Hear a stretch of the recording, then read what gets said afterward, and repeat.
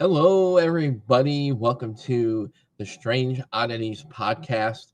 Guys, this is the 50th episode of Strange Oddities, so I'm excited. I hope all of you can join me tonight and celebrate our 50th episode of this podcast. And I want to give a big thank you to all the subscribers and all the listeners, the viewers who watch the live stream every week, and of course, all the guests so far up to the 50th episode. I want to thank everybody for their participation. And, let's celebrate the 50th episode of Strange Oddities podcast. Unfortunately, one of my guests couldn't make it tonight due to an illness, and which is completely understandable. So we only have one guest tonight, but he's a really awesome guest. So I can't wait to introduce him. So, guys, as always, let's get all that boring stuff out of the way. If you haven't subscribed to Strange Oddities, please subscribe on our YouTube channel. Go to the main YouTube channel page and click that little bell at the top right screen and just hit that and you're subscribed. If you haven't already, follow us on Facebook. We're streaming live. We're simulcasting on Facebook and YouTube at the same time. You can chat with us during the show on both, either Facebook or YouTube. If you have a question for me or a guest, we can relay it that way. So I hope you guys have lots of questions tonight. It's a great topic. A lot of fans of the Titanic movie by James Cameron. Unfortunately, it was a tragic thing that happened to the RMS Titanic. It was a big ship. There's a lot of lore. There's a lot of tales about the Titanic, a lot of history, a lot of prominent figures that were on board the ship on a historical note, and people that were well known, like the Vanderbilts. There was the Guggenheims, the Astors, the Unsinkable Molly Brown, one of the survivors who became a very prominent person. I was going to have one of her descendants, Helen Benziger, be on the show, but like I said, she had an illness. But I'm happy to have this guest tonight, who I'm going to introduce to everybody. Before I bring him in, I'm going to give you guys a little bit of background about him. All right. Guys, he's with the Titanic International Society. You guys can visit that website, titanicinternationalsociety.org. And on the trustees section is all about, all their trustees and all their bios are right there. I'm ecstatic to have him on the show because he's a lawyer, so that's cool in itself to have a lawyer on the show. But his background in collecting Titanic memorabilia, which is really cool. Craig was born in PA, where he still lives. He and his wife Ruth have a son, Robert. He earned a Bachelor of Science degree in biology from Philadelphia University and a jury doctor degree from Widener University School of Law. It says here he's an attorney. His interest in the Titanic began as a child when he became fascinated by an old newspaper headline that he read on microfilm at the local library. Even then, he was fascinated by the microcosm of society, the bravery and the cowardice that came together in the Titanic story. His interest covers all aspects of the Titanic and expanded to include the rescue ship Carpathia, the role of its Marconi wireless, and the recovery of the bodies. He also published a book. The book is entitled The Ultimate Guide to Authentic Titanic Collectible. He authenticates collections from the Titanic that have been recovered. So let's bring this gentleman in, guys. Without further ado, guys, I want to welcome Mr. Craig Sopin. Craig, welcome to Strange Oddities podcast tonight. You're on the 50th episode, so let's celebrate it together here. There you go. I feel honored. I wish I had some fireworks for you. Yeah, But right. not until I heard that introduction, I thought I was here to talk about wills and trusts. All right. Yeah. Not tonight. Tonight we're No. talking about your background in Titanic collectibles collection. You collect memorabilia, which I think is really cool. Um, how about you maybe give our listeners a little bit on how you got started? I gave a little info on your bio there on the website. Maybe tell our listeners a little bit about yourself. How'd you get started in all this? Sure. If you ask most people who are interested in Titanic how they started to get interested, their answer is usually going to be, well, I read a book called A Night to Remember, or I saw the film based on the book. And for me, it's a little bit different. I mean, I love the book and I love the film.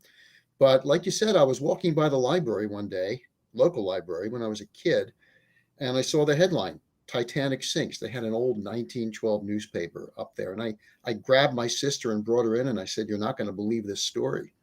And every time I read more about the Titanic, I got more taken into the story until one day I saw an ad for an autograph for the youngest survivor, who happened to be the oldest survivor as well, Melvina Dean. I bought the autograph, read up on Melvina Dean, learned more about the ship, more about her. And each time I acquired something more, it was a learning experience for me.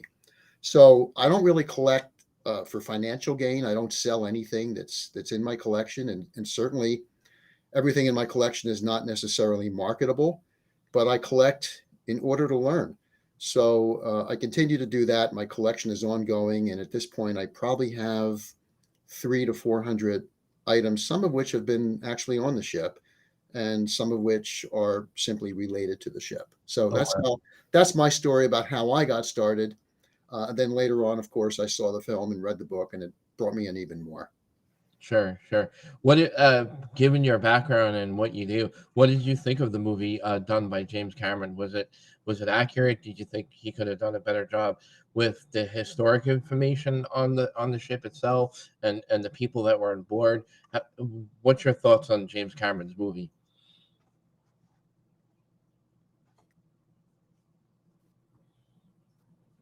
Uh-oh, I think he froze. All right. This happened before we started the show. Um, we're gonna get him back as soon as possible. So bear with us, guys. All right. So we're gonna get him back as soon as we can. More importantly, how do I sound? How does the show sound, everybody? Let us know either way if there's an issue. I know my wife said we were a little loud earlier. I turned it down a little bit, so hopefully it's not as loud now. But hopefully everything is good. Like I said, we can't hear ourselves live, so it'd be really bad if I listened to it live. You guys would hear really bad feedback. So, what could go wrong on a podcast? The guest disappears. Waiting for him to get back in.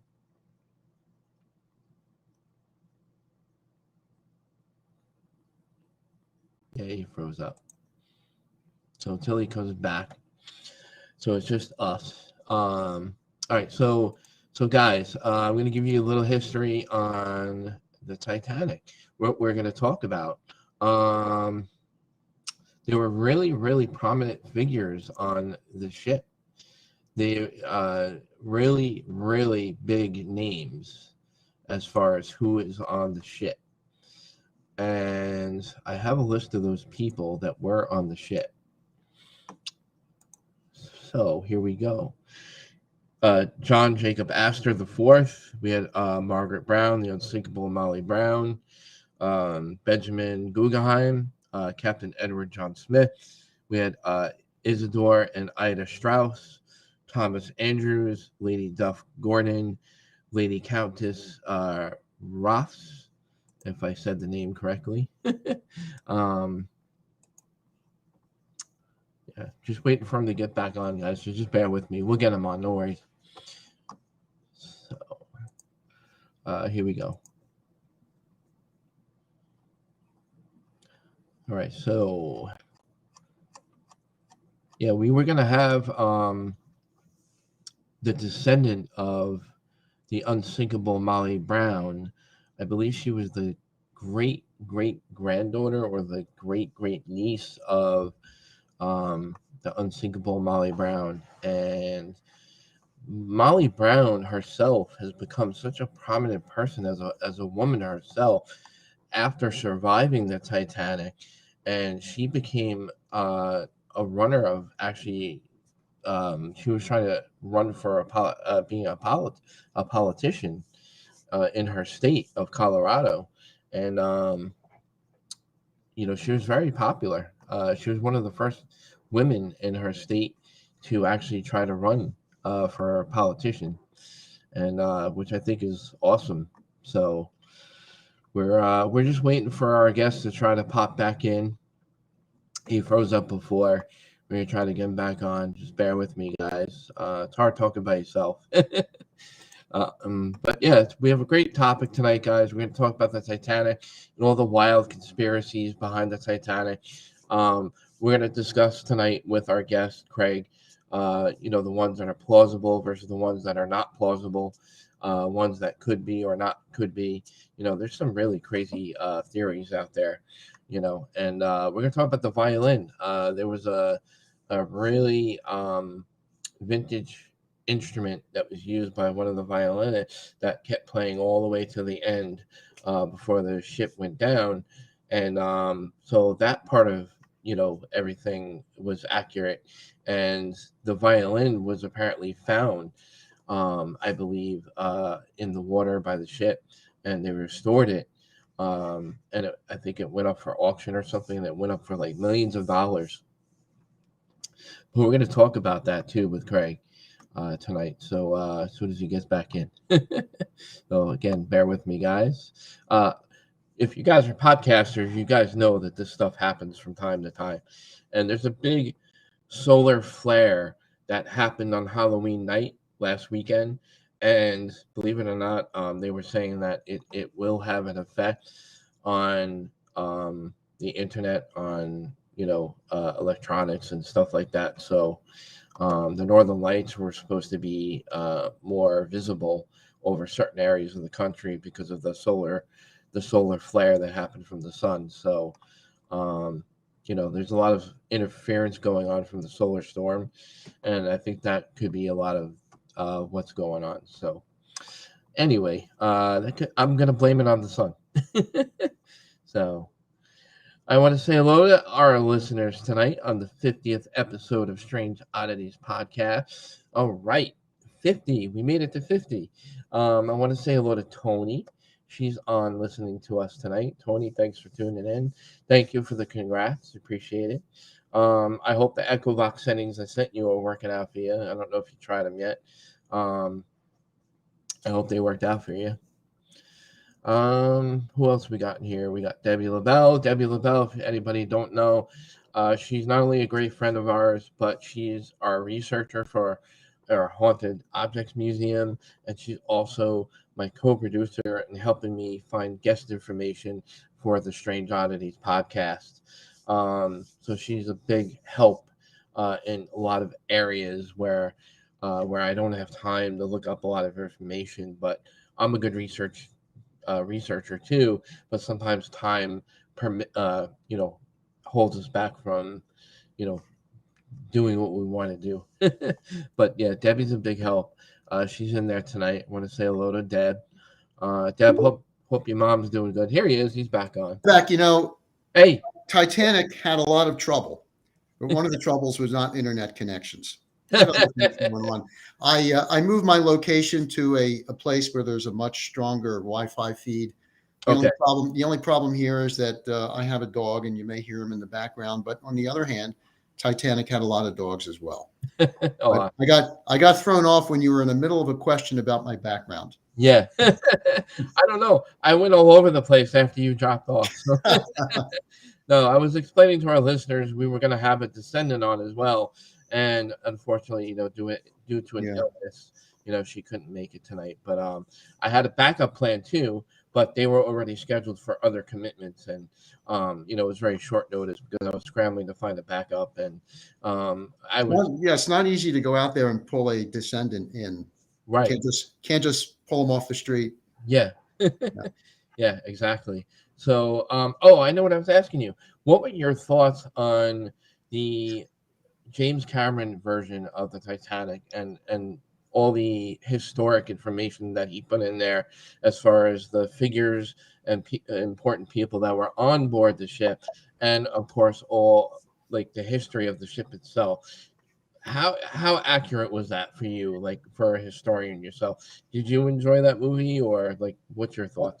I did, but first let me say that my family was in the filmmaking business. My cousin was David Selznick, who he produced Gone with the Wind and a lot of other things that people might know.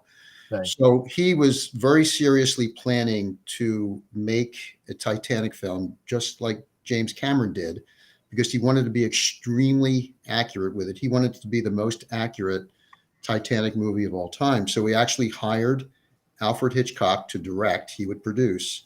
Wow. And they were in the process of making a deal for a ship to use as the Titanic. And it's controversial as to why they never actually made the film. But when they were getting to do, I mean, I have my own idea about why it didn't happen, but when they were getting ready to make the film, Alfred Hitchcock did an interview and they said to him, "Can you tell us what this film is going to be all about?" Right. And he said he had an idea. And I think he was saying this tongue in cheek. And he said, "My idea is this." He said, "I'm going to zoom in with the camera very, very close to Titanic's name on the bow." He said, "And then very, very slowly, I'm going to back the camera up very slowly until at the end of the film, you see the word Titanic on the bow. And at that point, I'm going to run the end credits." And, that was Alfred Hitchcock's humor for you, that he was actually just going to show the name of the ship. And by the time he got that in full view with the camera, the movie would be over. But in reality, I know what my cousin would have done. It would have been extremely accurate. And I think he would have given James Cameron a run for his money. Right. But James Cameron spent a lot of money on that film in order to make it accurate. In fact, I think at the time, $200 million for producing a film was the most ever spent. Of course, that's been surpassed many times over at this point. Yeah. But he did go to a lot of effort. He went out in all directions to make sure things were accurate, even down to the plates, to the life jackets, to the deck chairs, how everything looked. Everything had to be perfect for him. Of course, the stories within it were generally accurate, but of course, there was some artistic license given, especially to the love story. I mean, it could have happened. Mm-hmm. But the ending where where Rose survived and Jack did not. I mean, that obviously was a fictional account of something that could have occurred. So I met James Cameron and we had a conversation, and we actually had dinner. And ironically, we spoke about Avatar and not Titanic for some reason. But I thought it was a great film. I've seen it numerous times, and every time I see it come on TV, I actually own it, but whenever I see it on, I always want to watch it again, as long as it is. Music was great. Music was great as well. Probably the best Titanic music we've had in any film.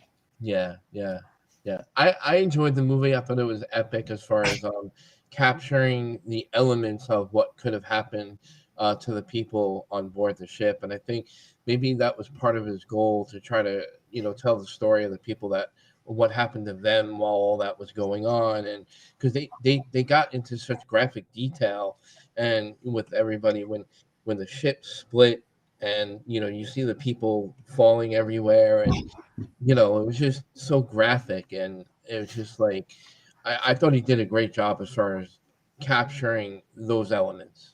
And one interesting thing about that film is it brought in another group of Titanic aficionados, because whereas now some of the older collectors or historians will say it was a night to remember that got me interested in the film, Right. they're now saying, the younger group is saying, well, no, it was James Cameron's film that brought me in. So it actually, for the 100th anniversary, freed up a lot more artifacts because of the film Right. that I was fortunately able to acquire. So that film has done a lot, and James Cameron has gone down and explored the ship and did some other documentaries even after that main film. Yeah, that's correct. Yeah. Well, in your line of work, Craig, what is some of the most favorite pieces of memorabilia, Titanic memorabilia, that you've come across? Like, what are some of the things that you could share with our listeners that you enjoy the most that you've come across? I do sometimes feel like it's a job, and I joke sometimes, and I say, when I have an opportunity, I practice law, because the rest of the time I'm practicing Titanic. Yeah. So it's really a passion of mine and a hobby. So I've been fortunate to acquire some pretty interesting artifacts. Out of the 300 or 400, I couldn't possibly list them all, but a few of the more poignant ones I would say would be the logbook for the McKay Bennett. That was the first ship that went out to pick up the bodies. So we see that on a day-by-day basis, they're logging in. We picked up this number of bodies. We picked up, life jackets and pieces of wreck wood and deck chairs. And then at one point, there was a child that was picked up by the McKay Bennett. They didn't know the name of the child. We know it now, but They didn't then. The child went through post-life being known as the unknown child. And Oh, if you turn to the right page of the logbook, there's like a big X through it, and it says funeral of the unknown child. The crew actually logged themselves out oh to go to wow. the funeral. Another poignant piece that I think I have in my collection, I would call it poignant. A lot of people would not think it's extremely valuable when it comes to the marketability of it, but Sure. it's a sign that was on somebody's lawn in England, and it said "To Let." In other words, house for rent. And it was from second class passenger Samuel Herman. He's coming, and there he is now. He's coming to America to make a better life for himself with his family.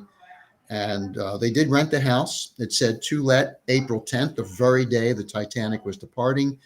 And amazingly, that sign made it. I have it today, and he did not. So that's another poignant piece.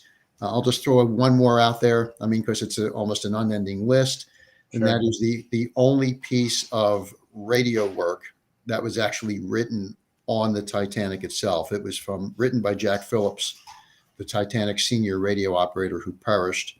Oh, Not a very important message. It just talks about the weather and having regards to another ship from the captain of the Titanic. But it was signed by him and written by him. Everything else, of course, on the ship went down. This came off at a port of call that Titanic made before it went to New York. wow. Wow. Well, in your experience with going to these maybe auctions or um, visits to places that have these collections, how many pieces off the Titanic have survived? Would you think thousands, millions, or like what kind of items survived other than the collection that you have that you think is out there? It's certainly not millions, and it's not even thousands, because when the ship went down, pretty much everything went with it. Okay. But some pieces came off from survivors in the lifeboat. Some pieces came off at various ports of call. Right. Some pieces were picked out of the ocean. They floated up to the sea. Hmm. And so I would say that pieces that were actually on the ship itself, I would estimate that there are hundreds of pieces out there. Okay. But we're learning about more of them every day. For example, we didn't know until 2006 that the violin that played to the end, played by Wallace Hartley, the ship's Right. band leader, Yeah, we were talking actually about that. actually Yeah. survived, came off the Right. ship, ended up in the water, and came out and is now in a private collection. A lot of controversy surrounding that, because no one would believe that a frail, fragile violin from 1912 would have actually made it off the ship almost intact. Hmm. But it sold at auction for $1.7 million. Not to Wow. me. Yeah. Well, we only wish. Yes, But, I did get to touch it, however. okay. So, At least you encountered it, you witnessed it, you seen it, and that's all yes, that matters. I actually helped authenticate it. I thought that my final result was going to be, this is a duplicate, this is junk, it's garbage, it has nothing to do with the Titanic at all. And it took 2 years of effort to actually, with a team of about 6 people, including scientists, to determine that it was the violin that was actually on the ship. Wow, that's crazy. That's really interesting. Before we get heavily into like some of the wild theories and conspiracies, and a lot of the history behind the people on board the ship, how about tell our listeners a little bit about the background of the Titanic International Society, and how that got started, and what your goals are as far as organizations such as yourselves, what's your focus and stuff like that. Sure, it's a preeminent society that has members worldwide. It began in 1987, and the two leaders of the organization for a long time actually made dives to the Titanic. Titanic International Society was acting as the historical consultant to RMS Titanic for a period of time when they would go down to their expeditions down to the ship. So we continue to research the liners of the world, particularly Titanic. Love to get new members. We have a convention hopefully every year. Last year, of course, we didn't because of the pandemic. We're planning one in Boston for June, and it's a very, very interesting society. You think that we've already learned as much as there is to learn about the Titanic, and yet we continue to learn more about it every Mm, single day. It goes out in so many different directions, from pre-sinking things to sinking of the ship, to body recovery, to the legal aspect. The legal arguments that went on afterwards in the cases, both in England and in the United States. So it just never ends. And I think that anyone who joins the society would not be sorry at all. yeah, yeah. Where did the ship actually? Where was its final sinking? Like as far as location in Well, that's a good question, because that was controversial at first. The Titanic radioed its wrong coordinates. I mean, generally they were correct, but it was about 13 or so miles off. And when Carpathia was heading towards Titanic's position, which was south of Nova Scotia, right, Newfoundland, in the icy cold North Atlantic, it was heading towards the wrong position, and it was only by happenstance that they were able to encounter the lifeboats.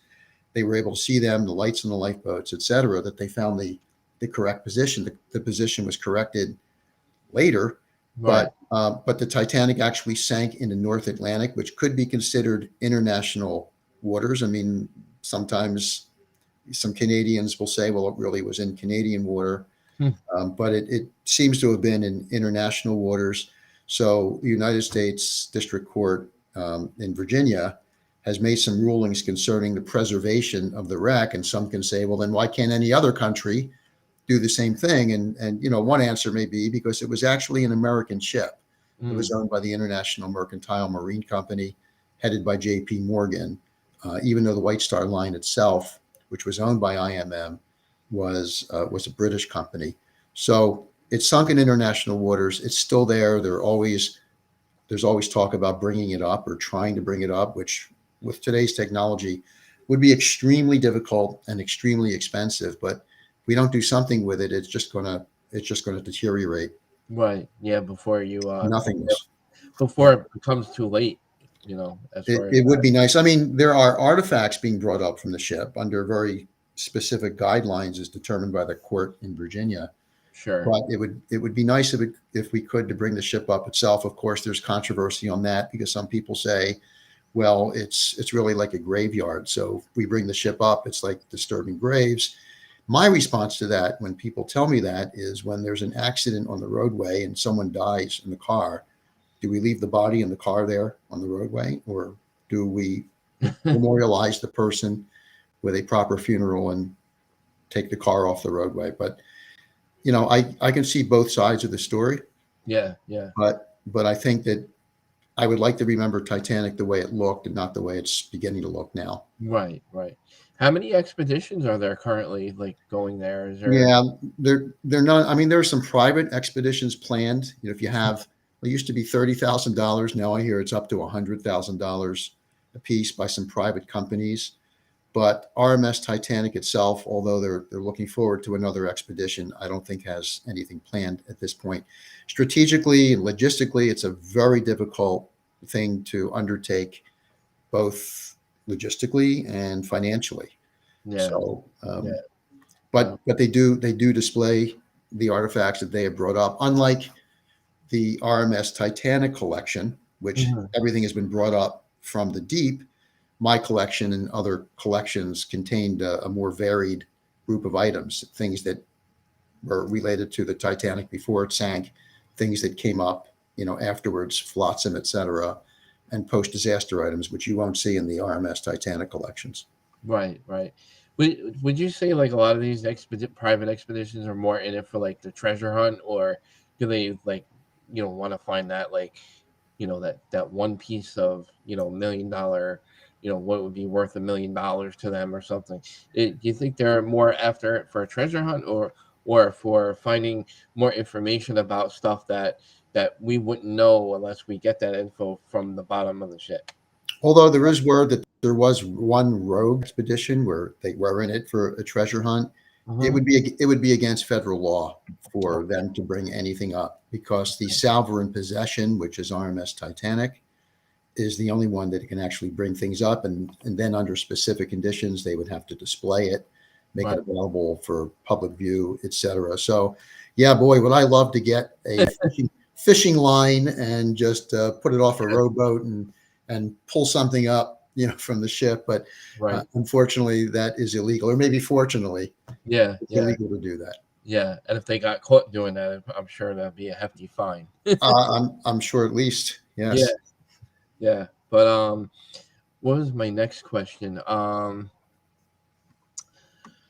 Wow, this like just like so much stuff to get into here. I threw you off. I threw you off. Yeah, you did. Oh, my next question was, all right, so in the movie with James Cameron, we're going back to that just for 1 second, because one thing that I didn't know, which is they made it seem like in the movie that the ship went down fast, but I was reading, doing my research and reading about the historic factual information on how long it took the ship to actually sink. They said it actually took almost a day, I think. Like it happened on the 14th, but actually finished off through the 15th. I think it was like more than a couple of hours, but like in the movie, they made it seem like it was like one, two, three. Well, it was 2 hours and 40 minutes, except it did go from April 14th and past midnight into Right, April 15th. So in that sense, it took a day, but it right, really just took less than 3 hours. And it's sort of like if you watch Gone with the Wind, um, and you look at the Civil War, and they say, well, if you're really watching this 4-hour movie, it looks like the Civil War took 20 years to take place. So obviously, in the yeah, film, it was pretty much real time. That's why the film is so long. That's why it yeah, took all that time to sink. sure, But it wasn't that fast. It did take a while. In fact, the band played till the very end. The captain went down with the ship. One question I have is how they were playing the piano on the deck of the ship. I mean, without it rolling. I mean, I don't know how that could have occurred, and no one has really been able to answer that for me because the entire band was playing, and one of the band members was a pianist. wow, So I don't know how that would have happened, but they were playing while the ship was at a very steep angle. So these people, the band people, were considered heroes because I think what they were doing by playing like that is they were setting people's minds at ease to some extent. Because if there was really panic on board, which I think we would have expected otherwise, it yeah, would have been mass mayhem, and I don't think we would have had as many survivors as we have right, right, had. yeah. No, that's a good point. Yeah, as far as the piano goes, maybe they nailed it down somehow. It's possible, but the Titanic was at such a steep angle. I can't see It's it still all staying that there. weight. Yeah, And then how would somebody be playing almost in a vertical position? I don't know. It's one of those unanswered questions about the Titanic story that I may never get an answer to. yeah, that's something we may never know. That's a shame. Yeah. Wow, that's crazy. Yeah, my wife in the chat just said music to drown by. Yeah, yeah. Yeah, Well, they did play. I mean, there's controversy over everything involving the yeah, Titanic, even what the last song was, whether it was "Song to Autumn" or "Nearer, My God, to Thee." I'm leaning toward "Nearer, My God, to Thee," and that was the song that people were going under to, and several survivors said that's what they heard being yeah, played. So, I mean, there's some other accounts as well, but I'm sure. leaning toward that because I know that Wallace Hartley played that version in church. Right, right. All right, cool. So we had some famous, prominent figures and passengers on board. Was this true as far as who was on board? I have a list of names. Or you may stump me.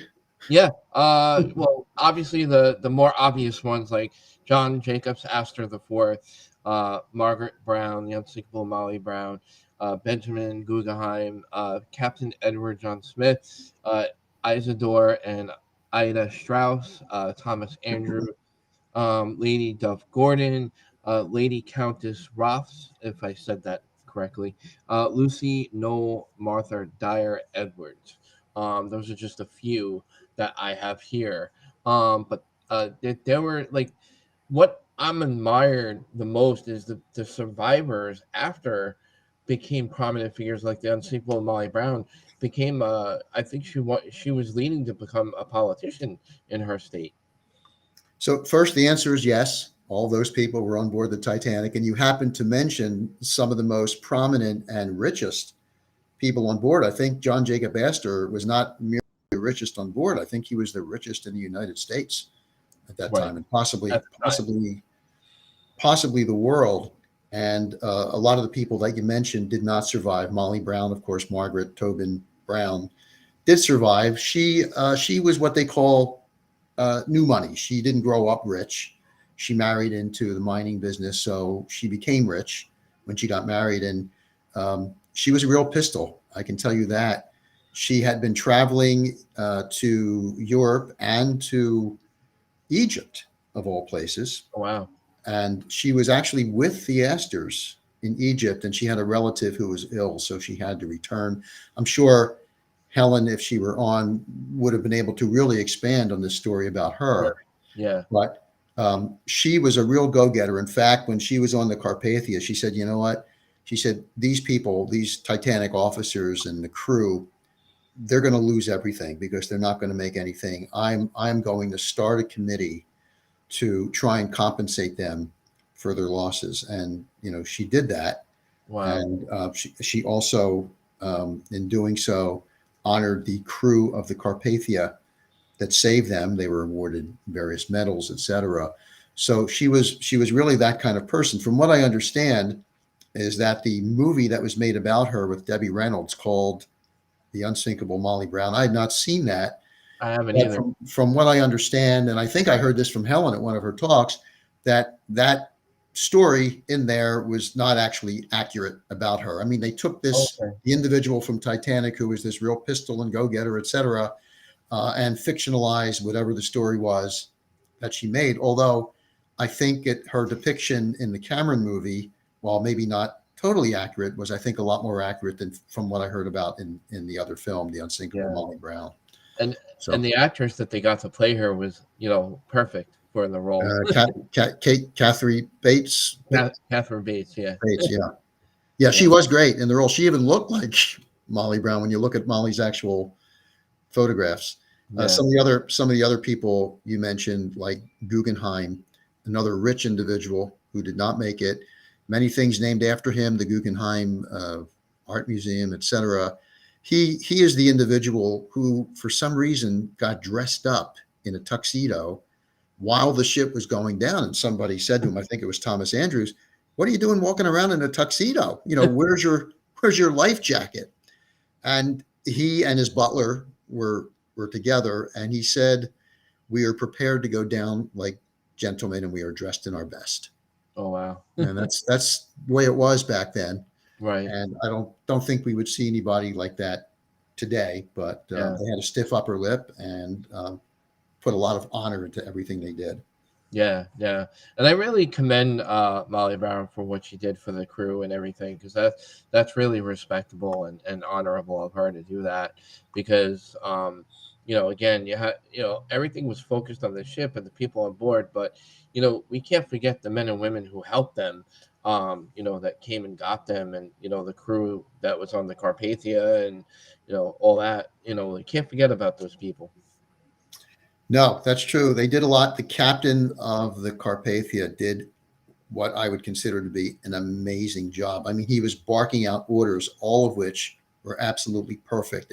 It got them to where they needed to be, going through the ice flows themselves, but being very careful about it, even though they had to go at a very high rate of speed in order to reach Titanic. They were hoping to make the ship before it went down. Of course, they couldn't do that. Right. But without the Carpathia, even though we see headlines in 1912 that say, and made a lot of people feel great, the Virginian just stopped by and picked up everyone off of Titanic, taking them to Halifax. And in reality, the Virginian was nowhere near the Titanic's foundering point, didn't pick up anyone. And it was the Carpathia alone that Mm. was able to save all of those people. So were it not be for Carpathia, we wouldn't have had any survivors from the Titanic, at least not from the final leg of the voyage. Of course, many people got off the ship in other ports of call, but after the disaster, the Carpathia alone was the only savior. Wow, that's crazy. There's a lot of interesting facts that I looked up in my upon my homework for this podcast tonight with Mr. Craig Sopin. So I wanted to make sure I did my homework, and I came up with 20 interesting things that people may have not known about. So maybe Craig can go along with this and see if what's accurate versus what isn't. I Uh, only I don't even know if I know 20 things about the Titanic, but you can try me. You can yeah, try me. here we go. All right, I thought this would be fun anyway, but All right. all right. This is 20 things that people may have not have known about the sinking of the Titanic. All right, so here is number one. Okay, that it took 30 seconds to react. Um, the lookout Frederick Fleet had no binocular in the crow's nest, so relying on their eyesight to spot any obstacle. When he called the bridge to announce iceberg right ahead, First Officer William Murdoch hesitated 30 seconds before giving the order hard a starboard. A 2011 study of the day's events found they roughly a minute a minute's time between Fleet's warning and collision and delay proved fatal to the ship. That pretty accurate? Yeah, I'll break that down just a little bit quickly. Sure. So, Frederick Fleet was with his partner up in the crow's nest, and indeed, he did not have binoculars because they were taken off the crow's nest by David Blair, who was no longer on the ship. But when it came time to question Frederick Fleet at the British Inquiry, and they said, "Hey, had you had these binoculars, you think you would have seen that iceberg a little bit sooner?" Yeah. And his response, I don't know if he was trying to protect himself or to protect his company, or if it was accurate. And he said, no, I don't think it would have made any difference because, looking through the binoculars would have shown the iceberg a little bit bigger. He says, but we were able to see it well enough. So it may have had something to do with it. It may have um, lengthened the amount of time the Titanic had to save itself. It's possible. So what he did is when he called the bridge, he rang the bell 3 times, picked up the phone, and somebody picked it up and said, yes, what is it? But it wasn't Murdoch who was in charge at the time. It Okay. was Sixth Officer Moody. So now we have another bit of a delay. And Moody says, yes, what is it? What are you calling us for? Mhm. And Fleet says, what you just said, iceberg right ahead. And Moody didn't take much time to respond. In fact, one of the trivia questions all the time is, what was Sixth Officer Moody's response when Frederick Fleet, the lookout, said, iceberg right ahead? And it's a very simple response. His response was, thank you. And he hung up. Mm. So he then tells Murdoch what happened. So by the time this message is transmitted to Murdoch and he gives the order hard starboard, um, a little bit of time had passed by, and hard starboard today would mean turn the wheel all the way to the right. Well, that Mm. wouldn't make any sense because the iceberg was to the right. But back then, by convention, hard starboard meant to turn the wheel to the left. Right. That would have been away from the iceberg. Can you imagine? Can you imagine the confusion some people may have had when the helmsman is getting an order hard to starboard? I mean, this helmsman knew what he was doing, but a newbie might have said, "Okay, that means I have to turn the ship to the right." So they turned the ship to the left, which was hard to starboard at that point, and then ultimately reversed the engines to bring the ship to a stop. And people opine that had they actually, instead of reversing the engine, which would have been a reflex reaction, had Mm. they actually gone full speed ahead and to the left, maybe they would have either missed the iceberg or lessened the damage that was caused by it because they would have had the momentum to get out of there instead of having a ship that was now in a stopped Hmm. position or stopping when that happened. So there were some what people today call errors. It may have been done differently, but that's Monday morning quarterbacking. I mean, it's easy to look back and have 2020 hindsight about what happened, but there were some potential delays in there that if they were not present, could have helped save the ship. Yeah, sure. As far as in a situation like that, timing is everything. Yeah, just to Yeah. think you have another 19 more. I'm not going to be as long with the next ones. Yeah, no. No, it's all good. We're having fun. We're on number Yeah. two. We're having number two here. All right, the iceberg was a blackberg. It wasn't just a regular iceberg. It's something called a blackberg. berg. I've never heard of that myself, but it says here for hundreds of years, one of the deadliest threats to sailors in the Atlantic Ocean has been icebergs, glacier fragments floating in the sea's freezing waters. Icebergs are already hazardous because of only 1/8 of their mass sits above the water's surface. But the iceberg that that felled uh, that felled the Titanic was especially hard to spot. According to the Denver Post, that iceberg was a blackberg. So I guess like black ice, so to speak. This was the That's right. black. Yeah, the iceberg didn't reflect much light because there was not a lot of moonlight striking it. Normally, what happens is you can see the kind of the waves striking the bottom, or Right. when I say the bottom, I mean the lowermost part that's visible. You can see it striking the berg, and the lookouts would have seen that, perhaps seen that sooner. Yeah. But my son tells me, and he's into meteorology, that was really a great moon night. Yet the moon was covered enough that we weren't seeing any light hitting that iceberg. So, like they say with airplane disasters, there are a lot of hands that were on that throttle. It wasn't any one reason. Yeah. The same with Titanic. There were a lot of things. Any delays in giving the order, going backwards instead of forwards when they got the word about the iceberg and the ship. The brittle metal that was supposedly on the ship, the loss of the binoculars. So it wasn't merely the speed of the ship, and these may be some things that you're bringing up. So there are a lot of factors that went into the ship, any one of which, if it was different, may have helped the ship survive. Exactly. Yeah, good point. So that was interesting because yeah, my wife had said that as well. It's like black ice, so it's like a black yeah, it's a blackberg. Yeah. Yeah. So amused with the ice. So it says here, according to first class passenger Edith Rosenbaum Russell, passengers were initially playing with the chunks of ice. I guess just like in the movie with James Cameron, the Titanic, they actually showed people like kicking the ice uh, chunks all around the board of the ship and everything, and they were throwing it around, having fun with it. Yeah, that was accurate. That was happening because at that point, when those pieces of ice were falling onto the deck of the ship, no one thought that ship was going to go down. Right. They didn't feel any problem was going to occur at all. They were happy. Kids were happy. The ship stopped, but they just thought that the ship had to restart and keep Right. going. The engines stopped, but the ship never really resumed its voyage again because it was much worse than everyone thought. Even the captain at Yeah. first, he had that ship sounded, and then the bad news came. Right. And I don't think after that bad news came, anyone was playing with ice anymore. Yeah, no, not after Yeah, that. no. Yeah, no. All right, we're up to number 4. I'm gonna try to get through this All quite a right, I'll all be right, quicker.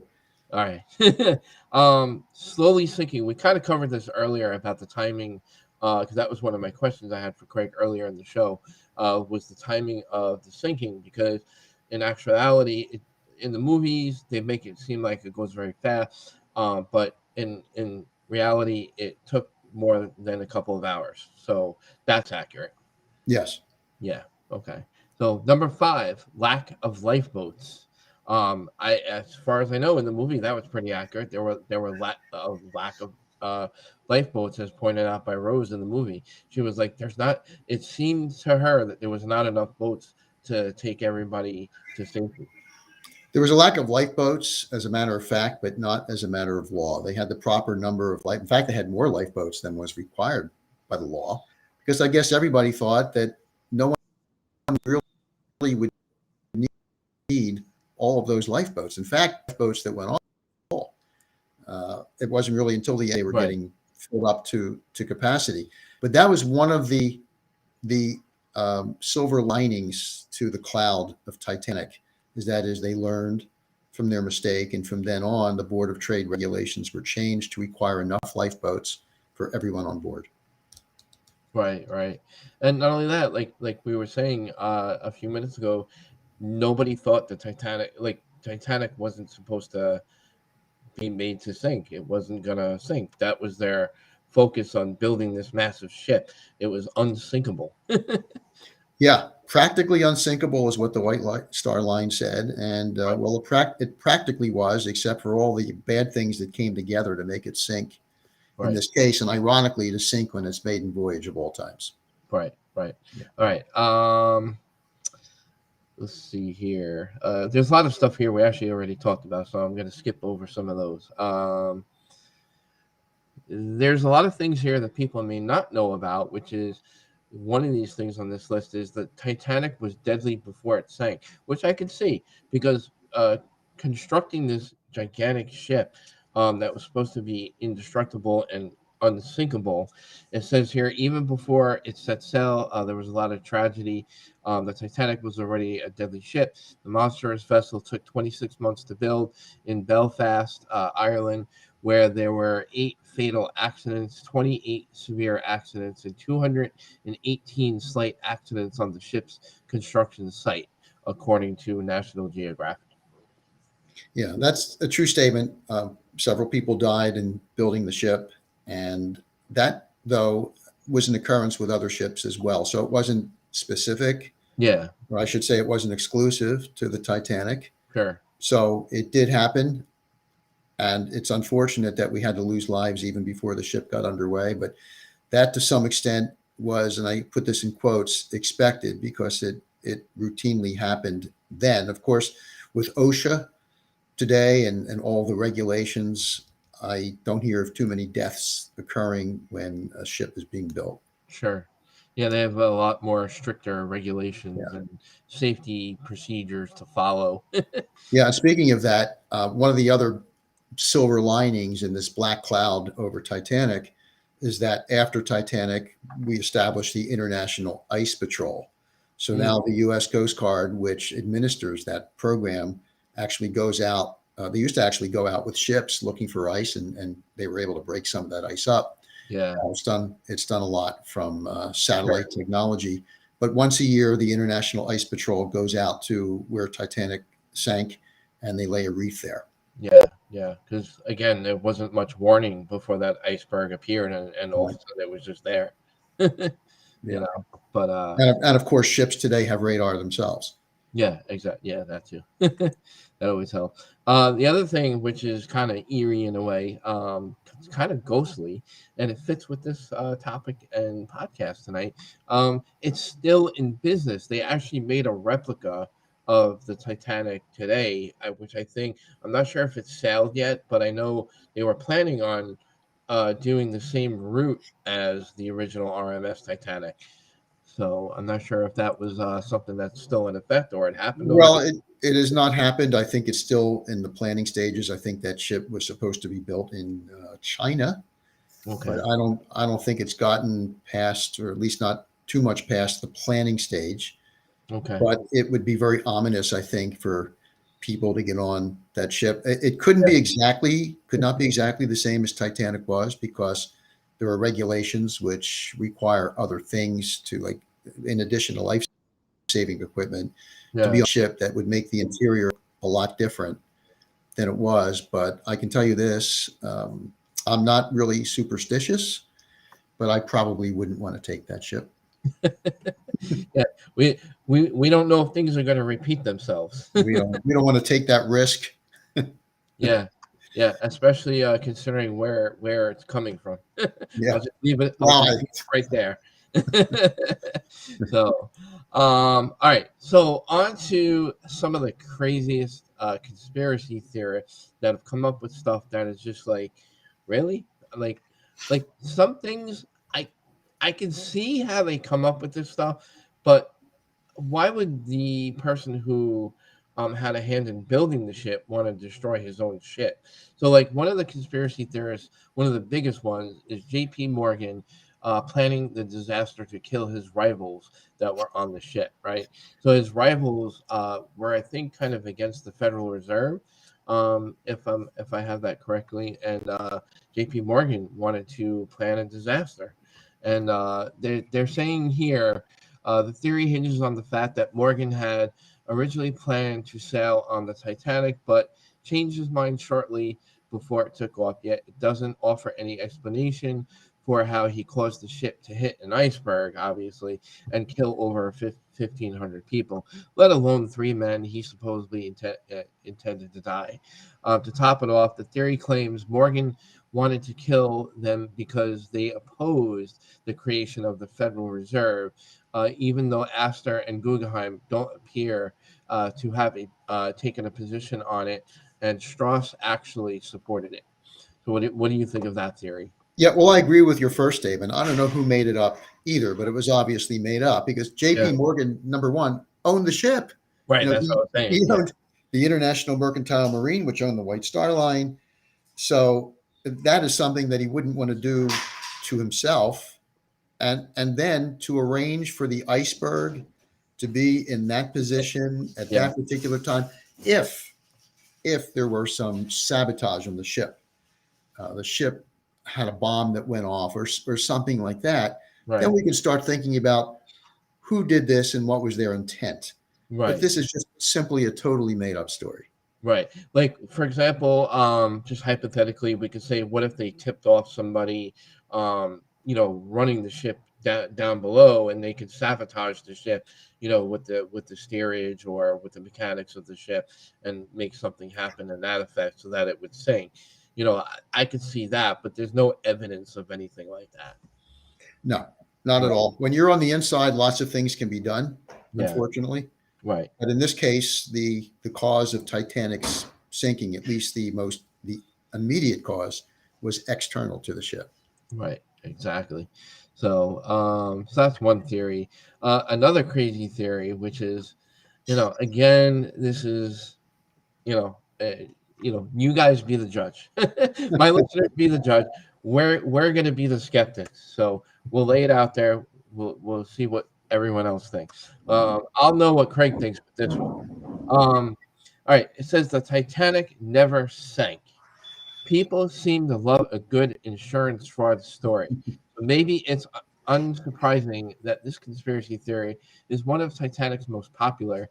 This is one posits that someone switched the Titanic with another White Star Line ship, the RMS Olympic.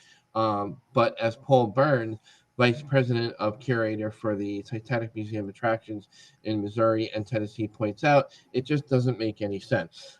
This theory starts with the fact that the Olympic was damaged while sailing from Southampton, England, to New York in September 1911, and had to return to Harland and Wolf Shipping Yard in Belfast for repairs. The company repaired the Olympic, and it sailed to New York and back. It returned to Belfast from more repairs in 1912 and a few weeks before the Titanic set sail. What do you think of that theory? Well, Paul Burns was right. It does not make sense. Yeah. So what happened is the Olympic was in an accident on September 20th, 1911, and it rammed the British naval ship Hawke.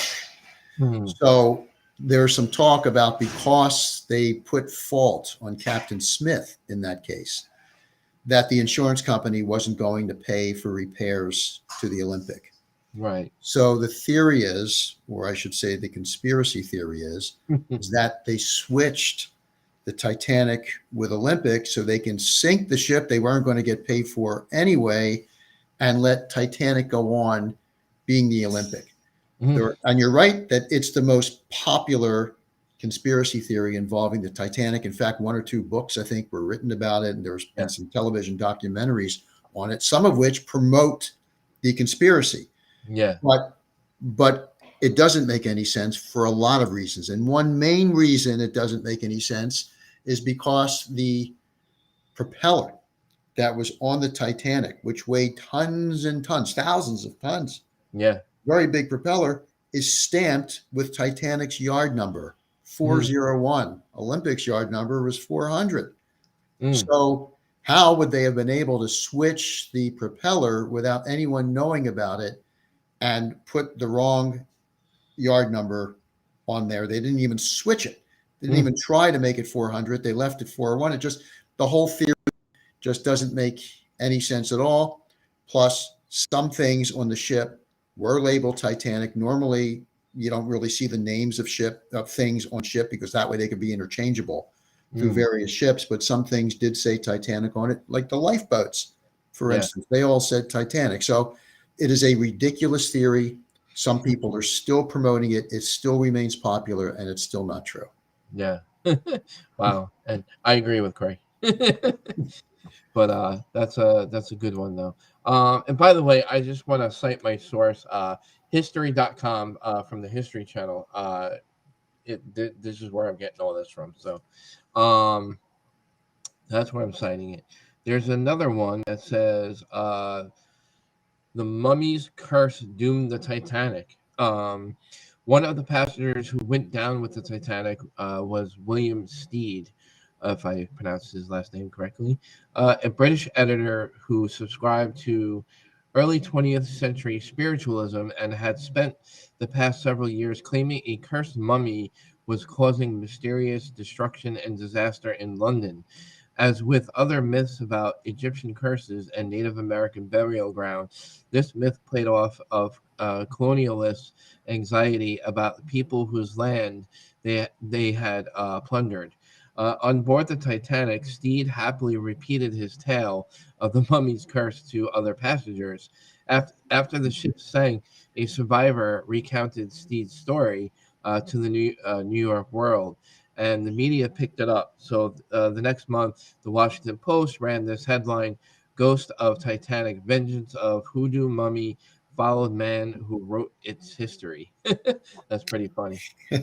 Yeah, I think there's a story that Stead actually told people on the ship that the mummy was on board the ship, Oh, and that it was coming back to the British Museum, or something like that, from what I recall. And now, first of all, if there were a mummy on board, why would the mummy cause the ship to sink? Why wouldn't the mummy cause the ship to get to New York okay? So I don't know why the mummy would have been nefarious like that. But right. someone did actually check with the British Museum in London and said, was there any mummy that was put onto the Titanic, or that somebody sent there? And not only was the answer no, but the mummy from the British Museum was, and I think till this day remains, in the British Museum. So There you that's just another one of those. Yeah, I guess we can call it a myth, but it's a tall tale. Is what it really is. yeah. Debunked. That was debunked. Yeah. Um, all right. So it says here the ship's number. By the Another. way, my dog is agreeing with me. Yeah. Yep. He's agreeing with you. That's for sure. Yes. The ship's number read "No Pope" backwards. I don't know This about that. this was a good one, because this is one, when I first got started, when I first got interested in Titanic, this is the one theory that I believed. Oh, really? I thought it was a coincidence. That Hmm. let me see if I can remember it now. They say that the ship's number was 3909 space 04. Correct. Yes. Is that it? Is that okay? If Yes. you're reading something, I'm trying to do it. I'm trying to think what the no pope would come out to be. And Right. when you put that in the mirror, it says backwards, no pope, meaning something satanistic or something like that. So I believe that, but I didn't think it had anything to do with the sinking. I just thought it was a coincidence.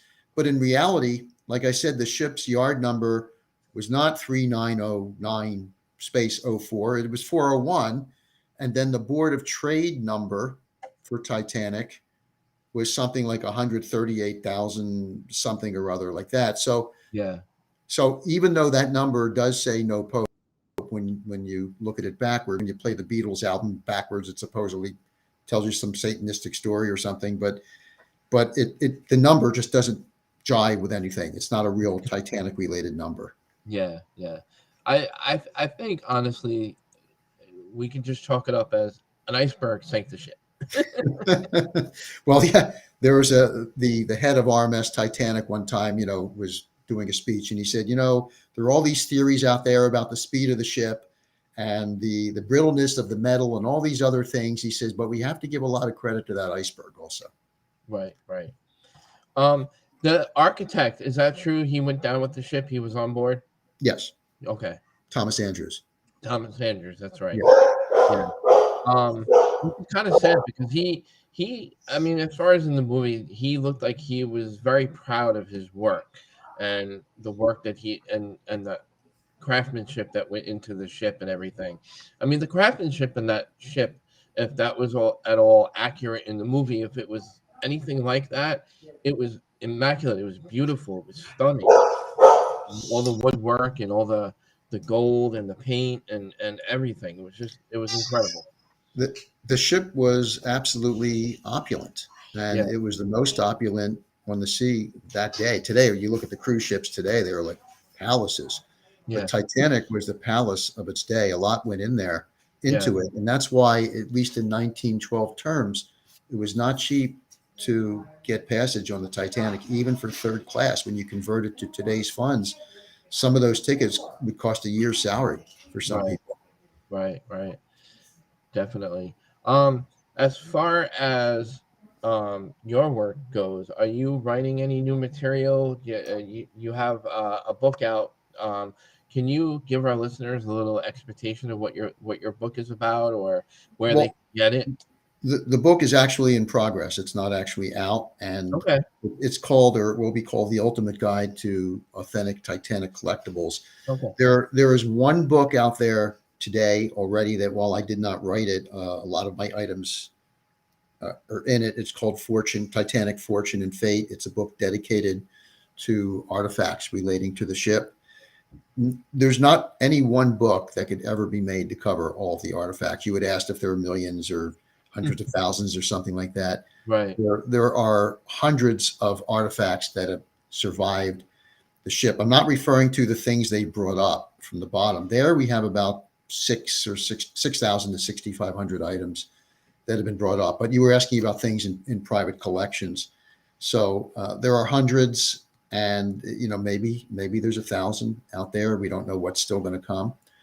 But I would love to be able to finish this book with co-author Steve Santini and to get some of these things out there so that the public can see them. Also, I put some things in museums as well. You mentioned Paul Burns, the curator. He is a great curator, and he Yeah. curates 2 museums in the United States that are dedicated to Titanic artifacts. So I think, looking at these things in the museum much better than reading about them in a book, because you Right. can see much more. It's three-dimensional. In fact, being able to touch them is even better than looking at them in a museum, but there are very few opportunities for the general public to do that. Yeah. Yeah. Have historians like yourselves from the Titanic International Society or other organizations have been able to get the passenger stories out there as far as reading the manifest and who was on board and all the expeditions and all the artifacts that have been found and discovered? Are there stories getting out there more and more, or They they are. Lots of them have been published in newspapers of the day. The journal Voyage from Titanic International Society reproduces a lot of those stories from the survivors, also from some of the victims as well. But there is an excellent website out there with biographies on the survivors and the victims. It's called Encyclopedia Titanica. So Encyclopedia Titanica, either .com or .org, run by Philip Hine. It's an amazing website because you can just plug in the name of any passenger or crew member and read the biography on that person's story. I'm sure there's a lot on there on Molly Brown. Yeah, no, absolutely. Yeah, like I said earlier in the show, it's a shame she couldn't make it onto the show Yeah, tonight. one interesting thing about Molly Brown is when she was in Egypt, she picked up a lot of let's call them souvenirs, Yeah. and one of them was a talisman. Like I don't know the official definition of talisman, but it's a symbol, an Egyptian symbol that is supposed to bring, I think, good luck. Mm, And I don't know if it was Stead or someone else who passed the rumor. Well, the things that she brought back, they certainly were on the ship, and maybe they were cursed. And actually, the talisman that she has did survive, and it's in the possession of a private collector, not me, and it's on display in the museum today. oh So wow. that's another Molly Brown related story. She has quite a few of them. Yeah. I can't wait to have Helen on the show. I mean, I hope to revisit all this with both you guys. That would Maybe be we can great. Yeah, maybe we can do another you know, Titanic Spectacular on Strange Oddities podcast and have an exclusive. And maybe I'll even have more than one descendant. Who knows? I am in touch with others, so maybe we can have one big show. Be great. Yeah, that'd be awesome. Because like Craig said, they're far and few in between. So, the fact that I came across a few is a miracle in itself. So, but I've been having a lot of fun here. If guys are tuning in late, with Mr. Craig Sopin, he's a Titanic historian. He's a member of the Titanic International Society. He's an attorney in Pennsylvania, and he is also a collector of Titanic memorabilia. He has over 300 pieces in his collection, and I'm super jealous because I can't imagine the things you have. Well, if we are back on, maybe I can show a couple next time. Yeah, that would be awesome. That would be absolutely. I would love that. Absolutely. Um, I don't know. For fans of the Titanic, you have anything to add as far as the Titanic myth, lore, or anything that? Because I think we pretty much covered a lot of it. Well, we did, and I can say that the Titanic goes on and on. The stories go out in so many different directions, and every April 14th and 15th are special days to me, not just because it's the day the taxes are due, but it's the day that Titanic continues to sink over and over again.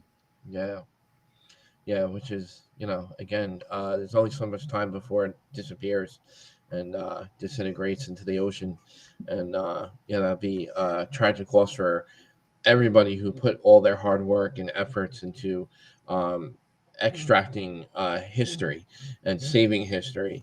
And not just that, but for the people who went down with the ship, not just the ship itself, but the people on board the ship had a special place there because they were special people, and their backgrounds and what they brought on board, and the people that were there and what they experienced, and the survivors that passed those stories on.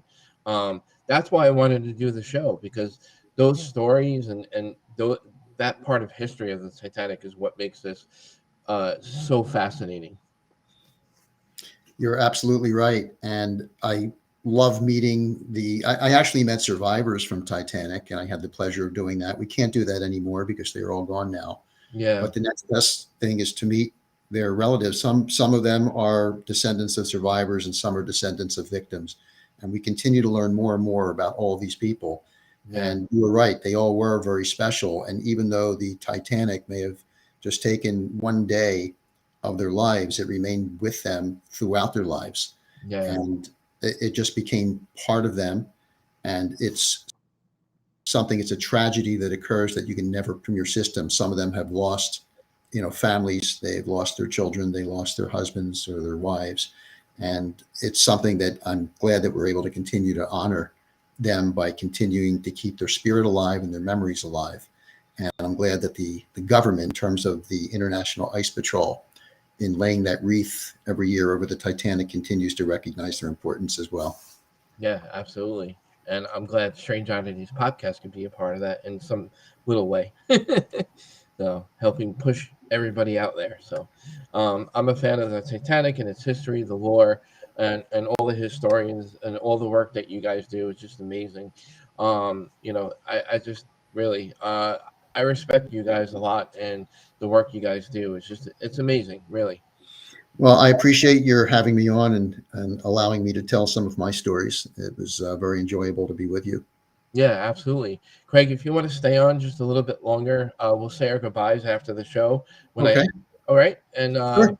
yeah, I'm just gonna minimize you and put you off to the left over here on my Well, my wife minimizes me every day, so I'm used to that. uh, but no, it was a pleasure having you, and I hope our listeners enjoyed our guest. And where can people get your information if you want to share anything as far as like a website or Uh, where?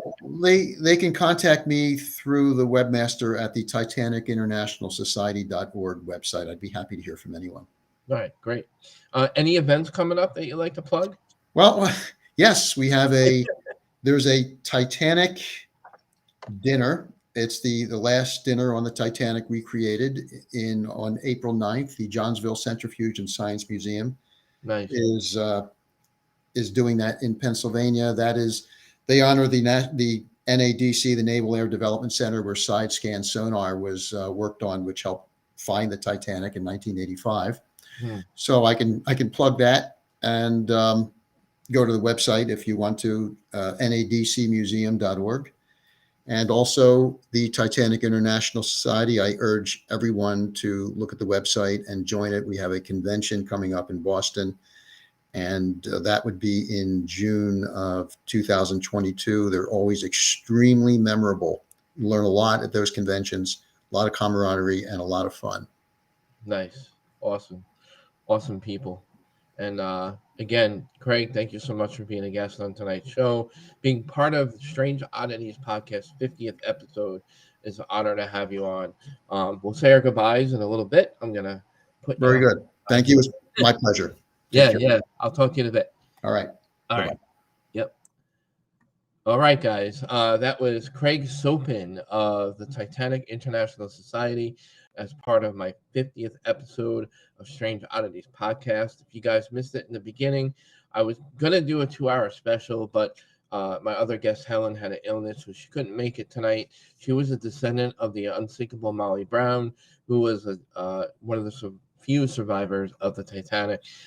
We will work on getting another episode about the Titanic along with Craig and maybe a few other descendants along with Helen in the future. So I am in touch with them, and we hope to reschedule everybody for another special episode, because I do want to commemorate and remember, the people that were on board the Titanic, because it was a special ship with a lot of special people, and we want to remember all those things that occurred on the ship and the people that were part of that. So it was a tragic day, and I want to remember that. So, guys, if you haven't subscribed, please subscribe to our show, Strange Oddities Podcast, on YouTube. It's also on Facebook. If you want to know about upcoming guests, it's all on Facebook. All the news, all the information, all upcoming guests, it's all on our Facebook page. So go give us a like, follow our Facebook page, and all that stuff is there. Guys, give us feedback. I welcome criticism. If there's anything about the show you like or dislike, let me know either way. Hit me up by email, strangeodditiespodcast@gmail.com. And I want to thank all the listeners tonight for being part of the celebration of the 50th episode. I hope you enjoyed tonight's guest and tonight's topic. Next week, guys, I have Daniel Farrens, a horror writer, producer of Halloween 6. He had a hand in Stephen King's The Girl Next Door.